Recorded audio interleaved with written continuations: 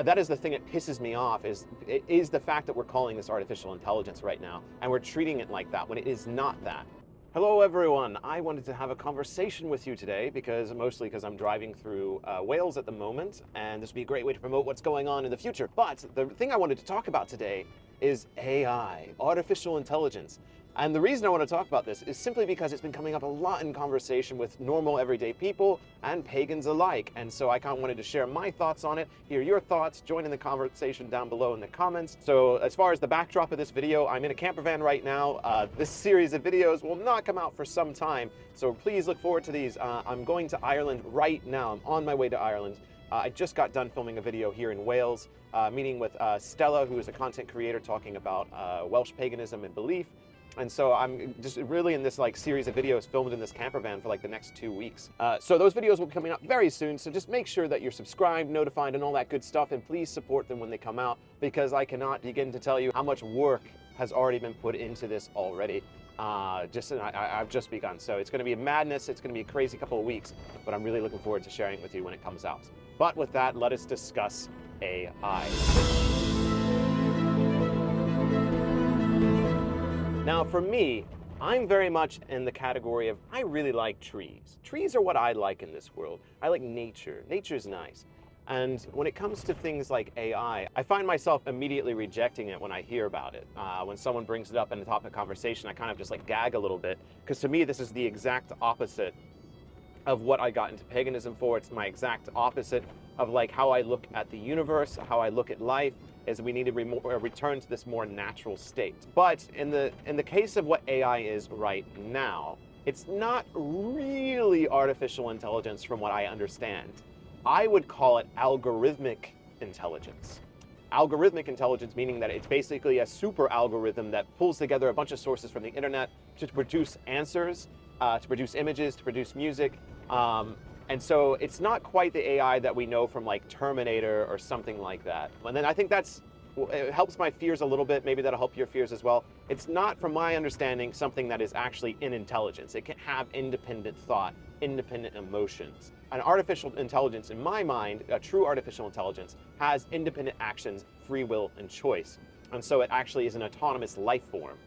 Whereas this algorithmic intelligence doesn't really have that. It's just taking what we already have in the algorithms that are already a part of our world and giving it a face and a way to interact with them.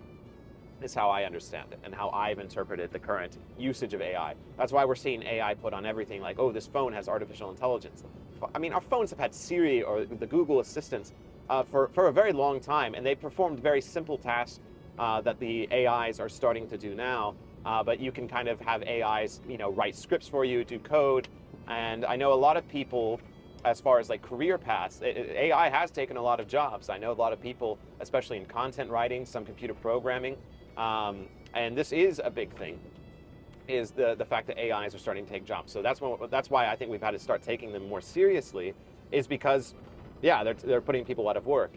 And I can see the perspective where people say oh, well, that means, just like the telegraph, people were put out of work when the telephone became a thing. When we didn't need telephone operators, they were put out of work through the advancement of technology. And so this is just a natural course through the advancement of technology. So of course people are going to lose their jobs because we're just getting more advanced in the way we use technology. That is the argument for it. I can see that argument for sure. In the sense of artists, me being a YouTuber, many of you don't know, but I was at one point a painter. I was into painting. I actually had a dream of being a concept artist for video games. And now a lot of these kind of jobs as well are starting to be threatened by AI because it's so easy. I've used it. There's been AI artwork on the thumbnails of some of my videos. And the reason is because, to pay an artist to make very similar work would, take hours and hours and hours and significant money. Whereas I can go to an AI, an algorithmic intelligence, and type in, I need an image of Odin that's copyright free. So much easier than having to find an image of Odin that's copyright free. Or using music, if having AI create music that doesn't have a copyright because it's just randomly generated essentially. So there is benefits to someone like me as a content creator. But then I do think of the artists who are being put out of work, who are being pressured. And I think there is a big thing here is there's something to the human hand, especially with paintings. A human hand, a human brushstroke has more meaning, has more spiritual impact because that's what art is. If you're buying a painting, you're buying it because it invokes emotion. And I think that this AI artwork doesn't necessarily invoke emotion. Maybe to some people it does, but I think because we're losing that human touch, that human brushstroke, the human imperfection, we're losing those things which greatly impact the emotional value of artwork and of music and stuff like that. And I think, in my opinion, in my humanist opinion, we should continue to support human artists when it comes to things that invoke emotion, like music, like artwork that we put up on our wall and things like that. Those kind of things I think are very, very important to keep human. I mean, I think things such as like, the orchestra, violin music, paintings, these kind of things invoke the human soul. And if we start cutting those things off and start shredding them out into this AI artwork, we're losing parts of our humanity slowly but surely. And I think we're seeing that with things such as TikTok already and the social medias, is we have to learn the balance. And I think that's my ultimate opinion when it comes to AI, this algorithmic intelligence, in comparison to like paganism, the spiritual revival, is I do use AI sometimes. I play around with it just as everyone does. But again, I use it for what I think it should be. Creating thumbnail artwork, I think, is a very useful usage of this tool. I mean, it's a tool. We have to look at it as a tool. And I think we have to say, okay, here's the benefits of this tool. Here are the negatives, just like social media. I'm very critical of social media. I think social media and the social network is a really good tool, but we have to look at the benefits of it and see, okay, it's great at connecting. The reason I'm here in Wales, the reason I'm in this camper van is because of social media, the social network of knowing people. But then there's also the social media feed. It absorbs us into it, and it really, really sucks us in and steals moments of our lives, moments away from our friends and our family, and lessens our ability to feel spirituality, to feel the divine, to feel nature. This is what social media's negative sides are. So we have to look at something like AI. It's going to come. It's coming. It's here. And it's not going to go away. And I don't think rejecting it, because that's what I want to do. I want to say, no, don't use it, because I think we should all return to the woods and have big bonfires and pagan rituals and, and live off the land. That's what I think we should do. But that's not the world we live in. It's not the direction the world is going. And so we have to find ways to look at these things as tools and see their benefits and see how they can benefit the spiritual community, see how they can benefit us as creators, and then look at the negative side, keep talking about it, and recognize that negative side and try to not use it for that as much as possible, and try to support the opposite of those things, just like social media. So I definitely want to know your thoughts on that. What are the good sides of AI? What are the usages of it as a tool? And then what are the negative sides? Please put that down below. I'd love to hear your thoughts. I might need to get Kubi's opinion on this, but I was talking to Kubi, the co-host of the new podcast I've been doing, and she thinks that AI is just this amazing thing. Again, I argue that I think she's thinking of this artificial intelligence. I still think it's this algorithmic intelligence, and algorithmic intelligence isn't that interesting to me. Talk to me when we actually have robots walking around and are able to have emotions and feelings.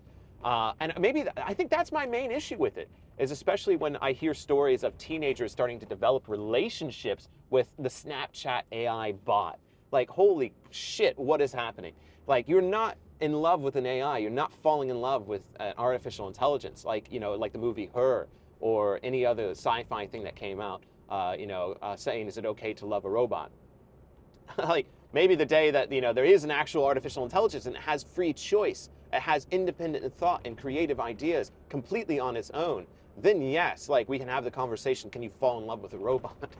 But right now, it is not that. It is not an independent intelligence. It does not have free will. It is an algorithmic intelligence. And I think that is the thing that pisses me off, is the fact that we're calling this artificial intelligence right now, and we're treating it like that when it is not that. And I think if we called it for what it really is, instead of this marketing terminology bullshit that's been put on it, we can have more honest conversations about what AI actually is and how it can be useful today. So, yeah, what Kubi was saying, I'm sorry, I'm rambling. This is a ramble video. But like what Kubi was saying as well is that, like, isn't everything artificial intelligence at some point? Like, if something was created by the deities or created by the earth, aren't we artificial intelligences? And so, isn't this like a natural stage, is that we're creating new life and all this stuff? And I'm like, Kubi, you need to stop this. But that's her opinion. She sees it as a good thing. that we're moving into this era of creating intelligence, and like this could be something that's good for the world. And I'm glad that she has this very positive outlook, because I definitely see, I'm more on the side of true artificial intelligence, more on the side of Skynet and Terminators showing up and causing mayhem in our world. You know, because basically every sci-fi series ever says that is the natural course of things, that human beings are going to create artificial intelligence, and then they're going to realize that we are in fact the problem with the world, and the artificial intelligence are going to take advantage of that. And right now, I think a true artificial intelligence would see that. Yeah, final thoughts. I know my friend Logan likes playing around with algorithmic intelligence to create poetry, artwork, and music to deities in paganism that we know very little about. I think this is a very interesting usage of algorithmic intelligence, because like a deity such as Nehalinea from the Netherlands, you know, we don't know that much information besides her name and her statues, and so we don't have any surviving written source material. And so if you're able to play around with algorithmic intelligence and plug in different information, like, you know, write me a poem dedicated to Nehalinea, the Dutch goddess of the Netherlands in the time of the Romans, write this in the style of, you know, the sagas of, you know, so-and-so, and really stretch the usage of algorithmic intelligence and see what it's able to create. I think this is a really interesting way to play around with it, because if you put in the right parameters, you might be able to create something really interesting that can inspire you as a pagan, as someone who is spiritual. I know I've had algorithmic intelligence create rituals as well, and just to see what it can pop up with if you plug in the right amount of information. So it could definitely use as a mind expansion technique as well when it comes to spirituality. And then as far as like AI artwork as well, I know, you know, some of them are pretty good at it. Like you can tell it to make some lesser known deities, and especially in like the Norse or the Celtic, that have very little information, very little artwork, and you can create something that's very interesting. But again, being very careful with that, because the other problem with algorithmic intelligence, as many people are finding out and talking about, is the fact that they are making things up. Because it's not an artificial intelligence. It's just pulling from an algorithm database of opinions a lot of the time. And so if you ask it to tell you like facts about Odin, it might give you some right answers, but then you ask it to tell you facts about Fafnir, it's going to give you possibly some made up answers. And I've had that before. Or like, I think I've done that with like Njord before, is I've asked it to give me information about like the Norse god Njord, and it just completely makes things up and pulls things from other mythologies to fill in the blanks. So you do still have to be careful with it. And I find a lot of the times if I ask it to make an image of the Viking gods, it gives me this super stereotypical image of the Viking gods. And I'm noticing more and more when I look up for images of, you know, things for videos, a lot of the times now, Google searches are filled with people's AI interpretations of gods and things like that. So lots of really interesting questions. I didn't think it'd be something I'd be talking about in a video, but I figured everyone else would have interesting thoughts as well. I know this video is probably not that visually interesting because I'm just driving right now, but I hope you enjoyed the topic of conversation. I want to know your thoughts down below, so please put them down below. I'd love to hear them. This is a really weird topic, but it's something that is happening. It's happening right now, so let's talk about it. Let's continue the conversation. So I'm really excited for the content coming up. Make sure you're subscribed and all that good stuff. And I can't wait to show you what I'm creating along the way here in the next few weeks. But at the time of this video coming out, it'll probably be a few more weeks before this content comes, because there's basically going to come a point where I'm going to have 15 videos to edit, and we'll just see how that goes. So thank you all very much for your support of this channel. Thank you so much for watching these videos, for your thoughts, your comments on this topic of AI and its effects on paganism, what this means for us. So let me know your thoughts. I'll see you in the next video here at the Wisdom of Odin.